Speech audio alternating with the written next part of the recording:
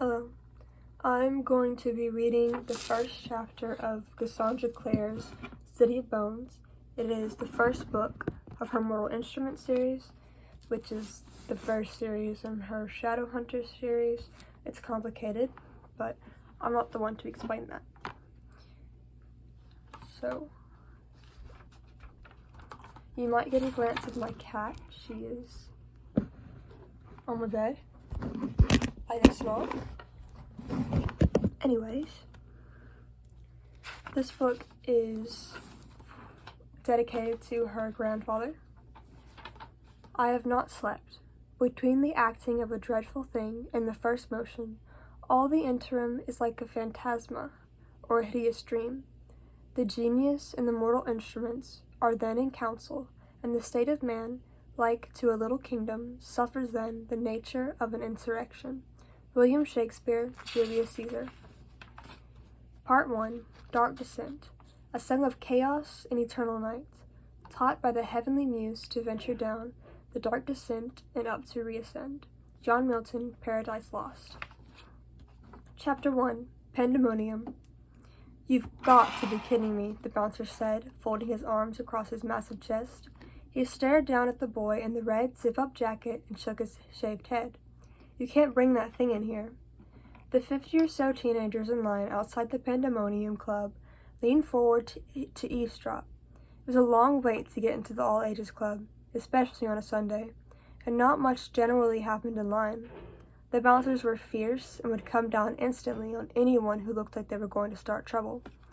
15-year-old Clare Frey, standing in line with her best friend Simon, leaned forward along with everyone else, hoping for some excitement. "Oh, come on." The kid hoisted the thing up over his head. It looked like a wooden beam, pointed at one end. "It's part of my costume." The bouncer raised an eyebrow. "Which is what?" The boy grinned. He was normal enough looking, Clary thought, for Pandemonium.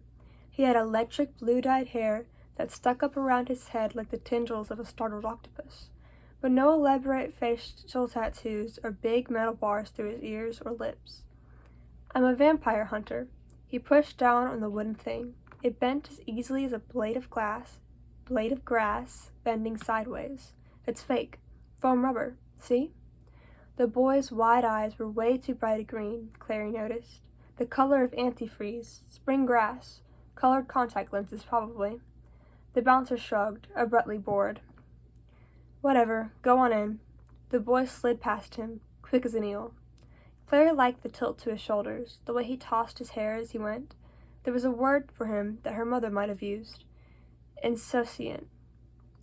"You thought he was cute," said Simon, sounding resigned. "Didn't you?" Clary dug her elbow into his ribs, but didn't answer. Inside the club was full of dry ice smoke. Colored lights played over the dance floor, turning it into a multicolored fairyland of blues and acid greens, hot pinks and golds. The boy in the red jacket stroked the long, razor-sharp blade in his hands, an idle smile playing over his lips. It had been so easy. A little bit of glamour on the blade to make it look harmless, another glamour on his eyes, and the moment the bouncer looked straight at him, he was in. Of course, he could probably have gotten by without all that trouble, but it was part of the fun. Fooling the Mundies, doing it all out in the open, right in front of them, getting off on the blank looks of their sheep-like faces. Not that the humans didn't have their uses. The boy's green eyes scanned the dance floor, where slender limbs clad in scraps of silk and black leather appeared and disappeared inside the revolving columns of smoke as the Mundies danced. Girls tossed their long hair, boys swung their leather-clad hips, with bare skin glittered with sweat. Vitality just poured off them, waves of energy that filled him with a drunken dizziness. His lip curled. They didn't know how lucky they were. They didn't know what it was like to eke out life in a dead world, where the sun hung limp in the sky like a burned cinder. Their lives burned as brightly as candle flames, and were as easy to snuff out. His hand tightened on the blade he carried, and he had begun to step out onto the dance floor when a girl broke away from the massive dancers and began walking towards him. He stared at her. She was beautiful, for a human. Long hair, nearly the precise color of black ink, charcoal eyes, floor-length white gown, the kind women used to wear when this world was younger. Lace sleeves belled out around her slim arms. Around her neck was a thick silver chain, on which hung a dark red pendant the size of a baby's fist. He only had to narrow his eyes to know that it was real and precious. His mouth started to water as she neared him. Vital energy pulsed from her like blood from an open wound. She smiled, passing him, beckoning with her eyes. He turned to follow her, tasting the phantom sizzle of her death on his lips. It was always easy. He could already feel the power of her life evaporating.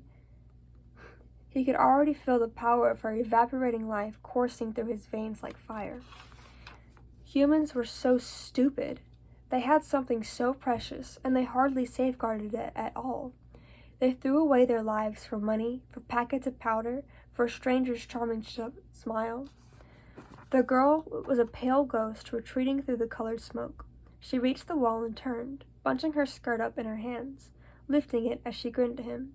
Under the skirt, she was wearing thigh-high boots. He swandered up to her, his skin prickling with nearness. Up close, she wasn't so perfect. He could see the mascara smudged under her eyes, the sweat sticking to her hair, to her neck. He could smell her mortality, the sweet rot of corruption. Got you, he thought. A cool smile curled her lips. She moved to the side, and he could see that she was leaning against a closed door. No admittance storage was sprawled across it in red paint. She reached behind her for the knob, turned it, slid inside. He caught a glimpse of stacked boxes, tangled wiring, a storage room. He glanced behind him. No one was looking. So much the better if she wanted privacy. He slipped into the room after her, unaware he was being followed. "So," Simon said, "pretty good music, eh?" Clary didn't reply. They were dancing, or what passed for it.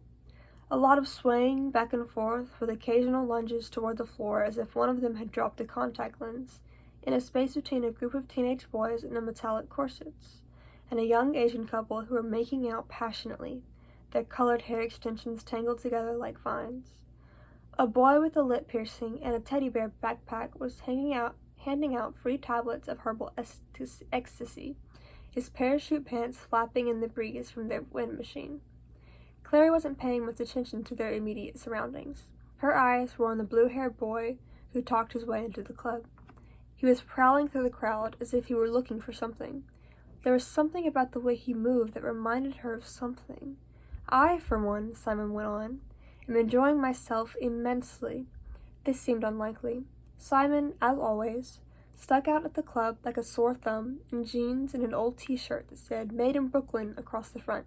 His freshly scrubbed hair was dark brown instead of green or pink, and his glasses perched crookedly on the end of his nose. He looked less as if he were contemplating the powers of darkness and more as if he were on his way to chess club. Clary knew perfectly well that he came to Pandemonium with her only because she liked it, and that he thought it was boring. She wasn't even sure why it was she liked it. The clothes, the music, made it like a dream, like someone else's life, not her boring life at all. But she was always too shy to talk to anyone but Simon. The blue-haired boy was making his way off the dance floor. He looked a little lost, as if he hadn't found whom he was looking for.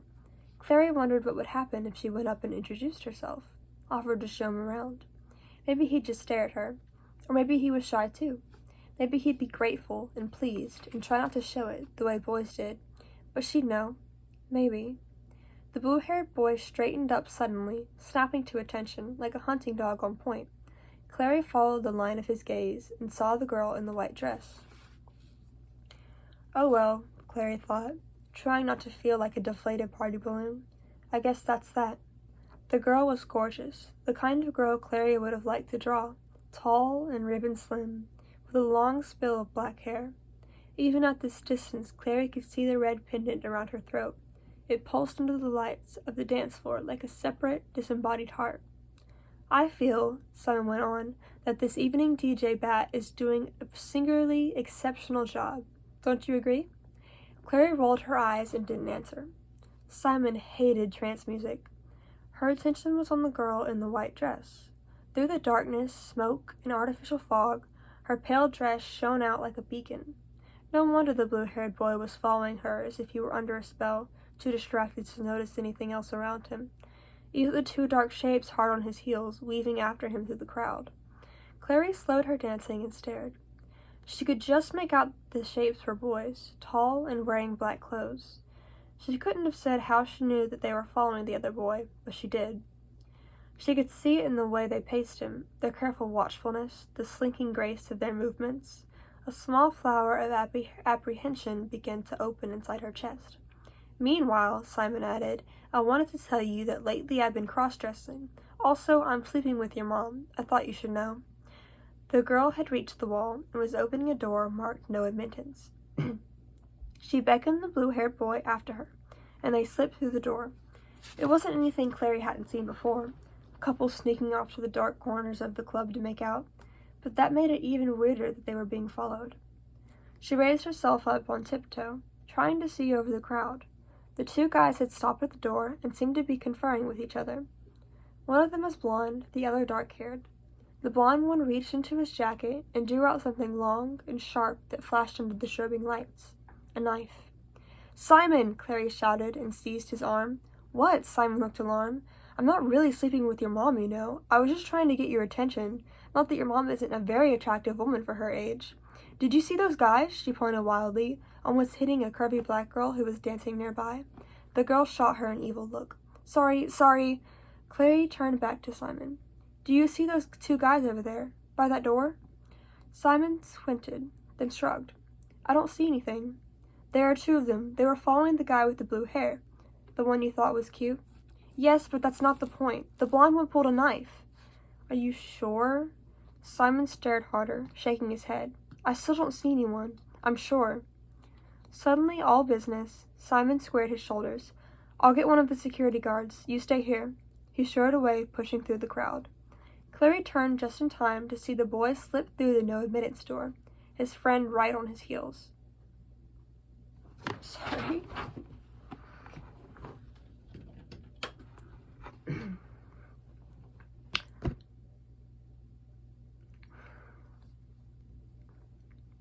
She looked around.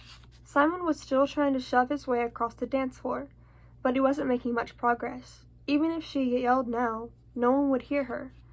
And by the time Simon got back, something terrible might have already happened. Biting hard on her lower lip, Clary started to wriggle through the crowd. Oopsies.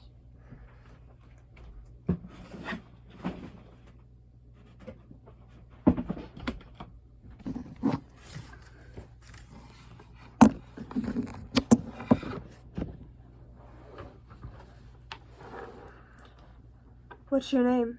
He turned and smiled. What faint light there was in the storage room spilled down through the high barred windows smeared with dirt. Piles of electrical cables, along with broken bits of mirrored disco balls and discarded paint cans, littered the floor. "Isabel?" "That's a nice name." He walked toward her, stepping carefully among the wires in case any of them were live. In the faint light, she looked half transparent, bleached to color, wrapped in white like an angel. It would be a pleasure to make her fall. "I haven't seen you here before." "You're asking if I come here often?" She giggled, covering her mouth with her hand. There was some sort of bracelet around her wrist, just under the cuff of her dress. Then, as he neared her, he saw that it wasn't a bracelet at all, but a pattern inked into her skin, a matrix of swirling lines. He froze. "You—" He didn't finish. She moved with lightning swiftness, striking out at him with her open hand, a blow to his chest that would have sent him down gasping if he'd been a human being. He staggered back, and now there was something in her hand, a coiling whip that glinted gold as she brought it down, curling around his ankles, jerking him off his feet. He hit the ground, writhing, the hated metal biting deep into his skin. She laughed, standing over him, and dizzily he thought that he should have known. No human girl would ever wear a dress like Isabel wore. She'd wore it to cover her skin, all of her skin. Isabel yanked hard on the whip, securing it. Her smile glittered like poisonous water. "He's all yours, boys." A low laugh sounded right behind him, and now there were hands on him, hauling him upright, throwing him against one of the concrete pillars. He could feel the damp stone under his back. His hands were pulled behind him, his wrists bound with wire. As he struggled, someone walked around the side of the pillar into his view, a boy, as young as Isabel and just as pretty. His tawny eyes glittered like chips of amber. "So," the boy said, "are there any more of you?" The blue-haired boy could feel blood welling up under the too tight metal, making his wrists slippery. "Any other what?" "Come on now." The tawny-eyed boy held up his hands, and his dark sleeve slipped down, showing the runes inked all over his wrist, the back of his hands, his palms. "You know what I am." Far back inside his skull, the shackled boy's second set of teeth began to grind. "Shadow Hunter," he hissed. The other boy grinned all over his face. "Got you," he said. Clary pushed the door to the storage room open and stepped inside. For a moment, she thought it was deserted. The only windows were high up and barred. Faint street noise came through them, the sound of honking cars and squealing brakes. The room smelled like old paint, and a heavy layer of dust covered the floor, marked by smeared shoe prints. "There's no one in here," she realized, looking around in bewilderment. It was cold in the room, despite the August heat outside. Her back was icy with sweat. She took a step forward, tangling her feet in electrical wires. She bent down to free her sneaker from the cables, and heard voices. A girl's laugh, a boy answering sharply. When she straightened up, she saw them. It was as if they had sprang into existence between one blink of her eyes and the next. There was the girl in her long white dress, her black hair hanging down her back like damp seaweed. The two boys were with her, the tall one with black hair like hers, and the smaller, fair one, whose hair gleamed like brass in the dim light coming through the windows high above. The fair boy was standing with his hands in his pockets, facing the punk kid, who was tied to a pillar with what looked like the piano wire. His hands stretched behind him, his legs bound at the ankles, his face was pulled tight with pain and fear. Heart hammering in her chest, Clary ducked behind the nearest concrete pillar and peered around it. She watched as the fair-haired boy paced back and forth, his arms now crossed over his chest. "So," he said, "you still haven't told me if there are any of your kind with you." "Your kind?" Clary wondered what he was talking about. Maybe she stumbled into some kind of gang war. "I don't know what you're talking about." The blue-haired boy's tone was pained, but surely. "He means other demons," said the dark-haired boy, speaking for the first time. "You do know what a demon is, don't you?" The boy tied to the pillar turned his face away, his mouth working. "Demons," drawled the blonde boy, tracing the word on the air with his finger. "Religiously defined as hell's denizens, the servants of Satan, but understood here, for the purposes of the clave, to be any malvoyant spirit whose origin is outside our own home dimension." "That's enough, Jace," said the girl. "Isabel's right," agreed the taller boy. "Nobody here needs a lesson in semantics or demonology." "They're crazy," Clary thought. "Actually crazy." Jace raised his hand and smiled. There was something fierce about the gesture, something that reminded Clary of documentaries she'd watched about lions on the Discovery Channel, the way big cats would raise their heads and sniff the air for prey. "Isabel and Alec think I talk too much," he said confidingly. "Do you think I talk too much?" The blue-haired boy didn't reply. His mouth was still working. "I could give you information," he said. "I know where Valentine is." Jace glanced back at Alec, who shrugged. "Valentine's in the ground," Jace said. "The thing's just toying with us." Isabel tossed her hair. "Kill it, Jace," she said. "It's not going to tell us anything." Jace raised his hand, and Clary saw dim light spark off the knife he was holding. It was oddly translucent, the blade clear as crystal, sharp as a shard of glass, the hilt set with red stones. The bound boy gasped. "Valentine is back," he protested, dragging at the bonds that held his hands behind his back. "All the infernal worlds know it. I know it, and I can tell you where he is." Rage flared suddenly in Jace's icy eyes. "By the angel, every time we capture one of you bastards, you claim to know where Valentine is. Well, we know where he is too. He's in hell, and you—" Jace turned the knife in his grasp, the edge sparking like a line of fire. You can join him there." Clary could take it no more. She stepped out from behind the pillar. "Stop!" she cried. "You can't do this!" Jace whirled, so startled that the knife flew from his hand and clattered against the concrete floor. Isabel and Alec turned along with him, wearing identical expressions of astonishment. The blue-haired boy hung in his bonds, stunned and gaping. It was Alex who spoke first. "What's this?" he demanded, looking from Clary to his companions as if they might know what she was doing there. "It's a girl," Jace said, recovering from his composure. "Surely you've seen girls before, Alec. Your sister Isabel is one." He took a step closer to Clary, squinting as if he couldn't quite believe what he was seeing. "A Mundy girl," he said, half to himself. "And she can see us." "Of course I can see you," Clary said. "I'm not blind, you know." "Oh, but you are," said Jace, bending to pick up his knife. "You just don't know it." He straightened up. "You'd better get out of here, if you know what's good for you." "I'm not going anywhere," Clary said. "If I do, you'll kill him." She pointed at the boy with the blue hair. "That's true," admitted Jace, twirling the knife between his fingers. "Why do you care if I kill him or not?" "But because," Clary sputtered, "you can't just go around killing people." "You're right," said Jace. "You can't go around killing people." He pointed at the boy with the blue hair, whose eyes were slitted. Clary wondered if he'd fainted. "That's not a person, little girl. It may look like a person, and talk like a person, and maybe even bleed like a person, but it's a monster." "Jace," Isabel said warningly. "That's enough."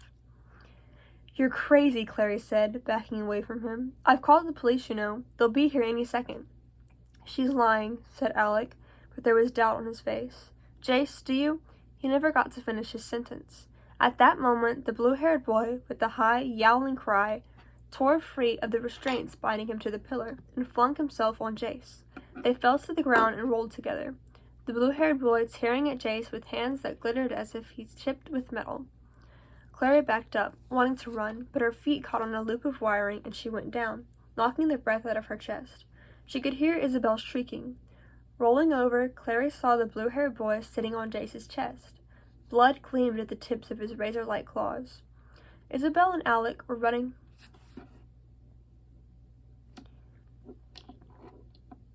Clary backed up, wanting to run, but her feet caught on the loop of wiring and she went down, knocking the breath out of her chest. She could hear Isabel shrieking.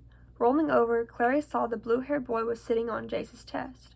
Blood gleamed at the tips of his razor-like claws. Isabel and Alec were running around toward them, Isabel brandishing a whip in her hand.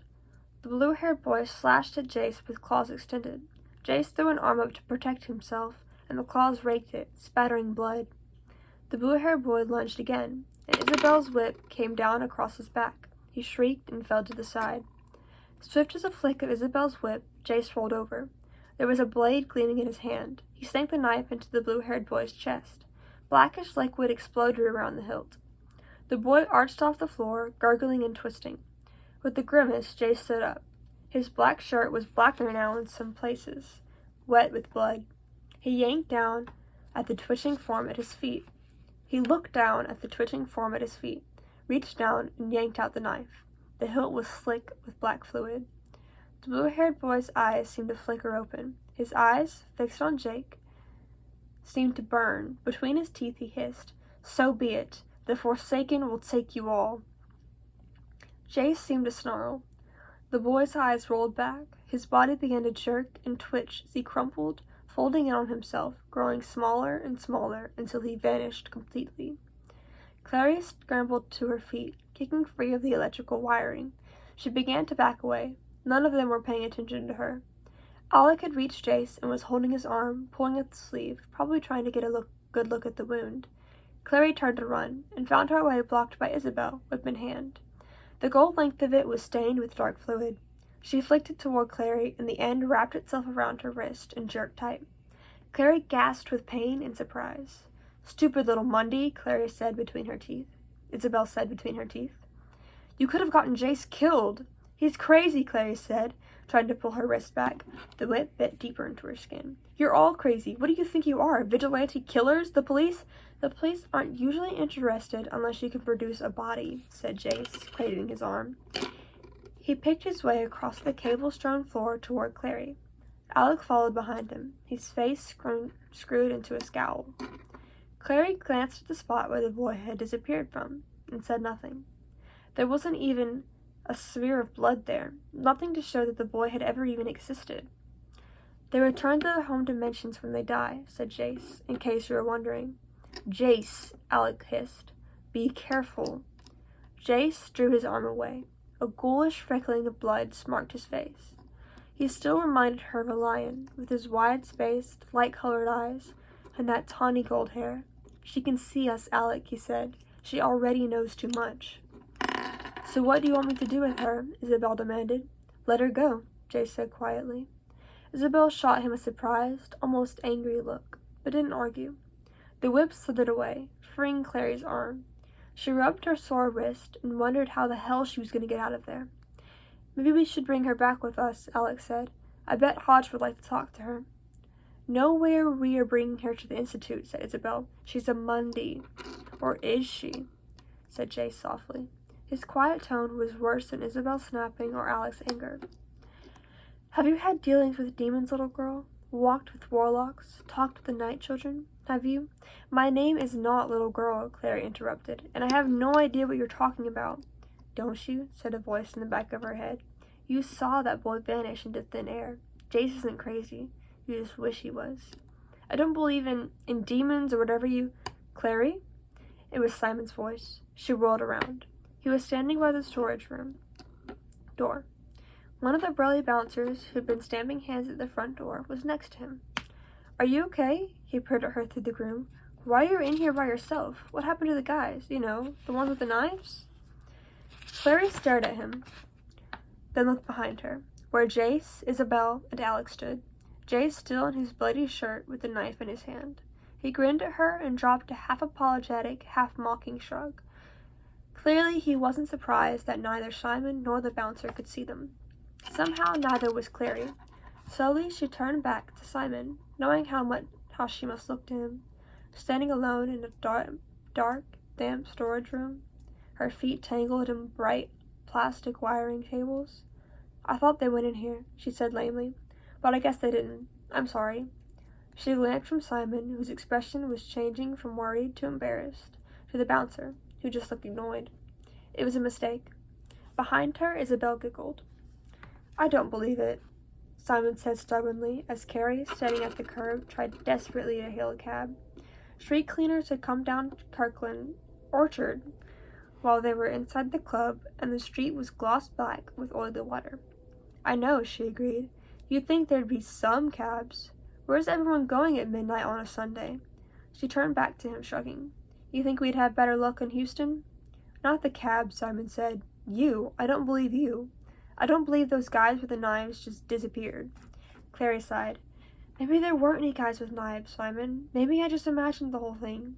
No way, Simon raised his hand over his head, but the oncoming taxis whizzed by him, spraying dirty water.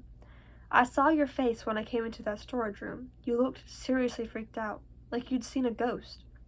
Clary thought of Jace with his lion cat eyes. She glanced down at her wrist, braceleted by the thin red line where Isabel's whip had curled. No, not a ghost, she thought. Something even weirder than that. It was just a mistake, she said wearily. She wondered why she wasn't telling him the truth, except, of course, that he'd think she was crazy. And there was something about what had happened, something about the black blood bubbling up around Jace's knife, something about his voice when he said, Have you talked with the night children? That she wanted to keep to herself. Well, it was a hell of an embarrassing mistake, Simon said. He glanced back at the club, where a thin line had snaked out the door and halfway down the block. I doubt they'll ever let us back into Pandemonium. What do you care? You hate Pandemonium. Clary raised her hand again as a yellow shape sped toward them through the fog.